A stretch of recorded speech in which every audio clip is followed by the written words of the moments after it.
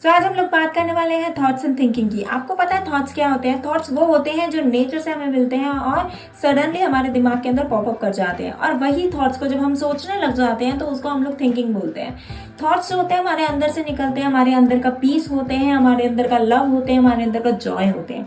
लेकिन जब हम उसके बारे में सोचते हैं ज़्यादा तो वो हमारी सफरिंग में कन्वर्ट हो जाते हैं, जिन्हें हम लोग बोलते हैं थिंकिंग। ओवर थिंकिंग होने से हम लोगों का दिमाग फटने लग जाता है। इसको समझने के लिए हम एक छोटा सा एक्सपेरिमेंट करते हैं। अगर मैं आपको कहूँ कि आप एक साल में कितना पैसा कमा सकते हो, आपके दिमाग में एक सडन सा पॉपअप आएगा कि ये आंसर है, बट नहीं, नो चीटिंग।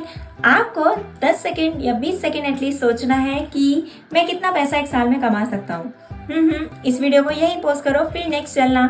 अब आपने अगर सोच लिया है कि आंसर इसका क्या है, तो उस आंसर को 5 से मल्टीप्लाई कर दो। तो अब मैं आपसे पूछती हूँ कि आपका फर्स्ट आंसर क्या था। तो जब मैंने आपसे फर्स्ट क्वेश्चन पूछा, आपके दिमाग में तुरंत एक पॉपअप हुआ, एक फिगर कि इतने साल में मैं इतना पैसा कमा लूंगा। बट जब मैंने आपको सोचने को कहा, आपने अपने दिमाग पर जोर लगाया। दैट इज फर्स्ट जो था वो थॉट था, और उसके बाद जब सोचने को बोला गया वो थिंकिंग थी। लेकिन जब मैंने उसे आपको 5 से मल्टीप्लाई करने पे बताया, तब भी आपके दिमाग में एकदम आंसर नहीं आया। आपने कैलकुलेशन करी और उसके बाद आपने जो फिगर देखा वो फिगर बहुत बड़ा था, और आप उस फिगर को देखकर बहुत ज्यादा एक्साइटेड हो जाते कि ओ माय गॉड, मैं इतने पैसे एक साल में कमा सकता हूँ।